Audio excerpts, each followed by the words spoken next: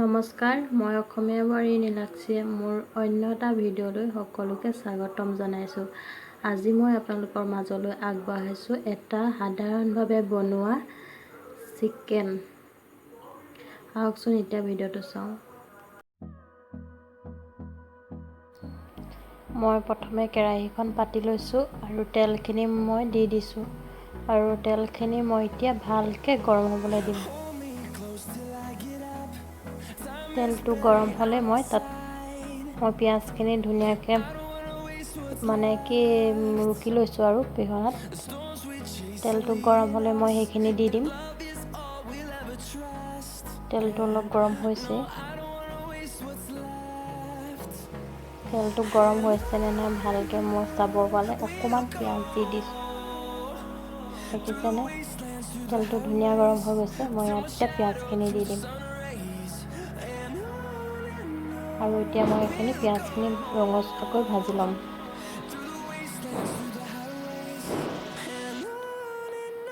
বম ফটকা মাত শুনি থাকিব, ইগন'ৰ কৰিব দেই। ওচৰতে বিয়া হৈ আছে, সেইটো কাৰণে তাৰ চাউণ্ডটো আহি আছে, ওচৰতে হয়। আৰু পিঁয়াজখিনি মই এতিয়া ধুনীয়াকৈ ভাজি ল'ম, ৰঙচুৱা কৰি ভাজি ল'ম। আৰু আজিকালি চিকেন বনাব জানেই প্ৰায় মানুহে, হ'লেও কিছুমান মানুহে যদি ভাবে মই বোলে বনাব নাজানো, এবাৰ সাধাৰণভাৱে ট্ৰাই কৰি চাব পাৰে। ইয়াত মই অকল মছলা দিছোঁ আৰু মছলাখিনিও মই ধুনীয়াকৈ এটা গিলাচত জিৰা, ধনিয়া, ৰেড চিলি আৰু মিট মছলা এটা গিলাচত, নিমখ হালধি সকলো দি গৰম পানী দি মই গিলাচ এটাত গুলি লৈছোঁ। আৰু পিঁয়াজখিনি ৰঙচুৱা নোহোৱালৈকে ভাজি থাকিব লাগিব। ৰঙচুৱা হোৱাৰ পিছত তাত মছলাখিনি দি দিলে হৈ গ'ল। মই ধুনীয়াকৈ মছলাখিনি এটা গিলাচত ভালকৈ গুলি লৈছোঁ আৰু মই ইয়াত এতিয়া মছলা পানীটো আৰু মছলাখিনি দি দিছোঁ। আৰু এতিয়া মছলাখিনি ধুনীয়াকৈ ভাজিব লাগিব। ইয়াত অলপ পানী বেছি হৈ গৈছে, বেছিও হোৱা নাই, কেমেৰাটো ওচৰৰ পৰা দেখাইছোঁ কাৰণে অলপ পানীটো বেছি দেখিব, কিন্তু সিমান পানীও বেছি হোৱা নাই, কিন্তু অলপ হৈছে বাৰু। এতিয়া পানীখিনি ভাজিব লাগিব যেতিয়ালৈকে মছলাখিনি ভালকৈ ভাজ নাখায়। মই এতিয়া মছলাখিনি ভালকৈ ভাজি ল'ম।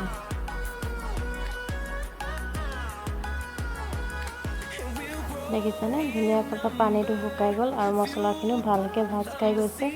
ধুনীয়া হৈছে। আৰু মাংসত পিঁয়াজ সদায় সৰহকৈ দিব লাগে, তেতিয়া মাংসটো গ্ৰেভি হয়। আৰু মই পিঁয়াজ দিছোঁ আৰু এতিয়া চব মছলাটো কি ধুনীয়া হৈ গৈছে, গ্ৰেভি টাইপৰ হৈ গৈছে। দেখিছেনে?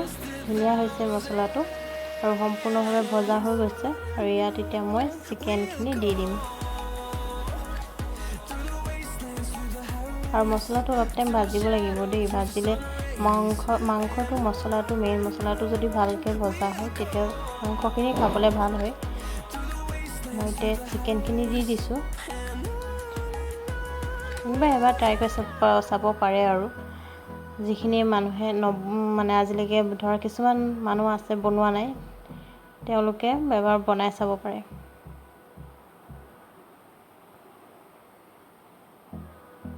আৰু মাংসখিনি ধুনীয়াকৈ মছলাখিনি লগাকৈ অলপ লৰাব লাগিব। মোৰ কি হৈছে, কেৰাহীখন ভালকৈ লাগি থকা নাছিলে, সেইটো কাৰণে অলপ কেৰাহীখন নাচি থাকিলে। এতিয়া মই মাংসখিনি ধুনীয়াকৈ মছলাখিনি লগাকৈ ভাজি লৈছোঁ, দেখিছে নহয়? আৰু মই এতিয়া এইখিনি ধুনীয়াকৈ লগাই পেলাই আৰু মই এতিয়া ঢাকি দিম। মাংসখিনি 5 মিনিটমান ঢাকিলেই হ'ব। গেছটো অলপ কমাই দিব লাগে। এয়া দেখিছেনে? এই মোবাইলত অলপ কালাৰটো বেয়া হৈছে, কিন্তু ইয়াত যেতিয়া ফ্ৰণ্টত দেখিব নহয়, ধুনীয়া কালাৰ হৈছে। খালি এই মোবাইলতহে কেমেৰাটোত অলপ কালাৰটো বেয়া দেখাইছে। দেখিছেনে? মাংসখিনি ধুনীয়াকৈ মই মছলাখিনি লগত ভাজি লৈছোঁ। তাত আলু দি দিছোঁ। মই ইয়াত আলু দিছোঁ। আলুটো দিয়া ভিডিঅ'টো নাহিলেই। আলুটো দি দিছোঁ দেই। মাংসখিনি অলপ ফ্ৰাই হওঁতে মই ইয়াত আলুখিনি দি দিছোঁ। আলু আৰু মাংস দুইখিনি ফ্ৰাই হ'বৰ কাৰণে মই অলপ টাইম ঢাকি দিম। মানে কি আলুখিনি দিয়া ভিডিঅ'ত বহুত দীঘল হৈ যায় যে সেইটো কাৰণে মানে দিয়া নাছিলোঁ। দেখিছেনে মই ইয়াত অলপ পানী দি দিছিলোঁ গ্ৰেভি টাইপৰ হ'বৰ কাৰণে।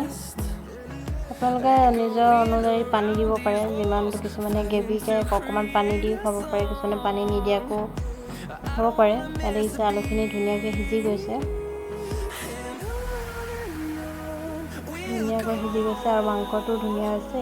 গেছটো মই অফ কৰি দিলোঁ। এতিয়া আপোনালোকৰ কাৰণে উলিয়াইছোঁ, এতিয়া মই আপোনালোকক দিম।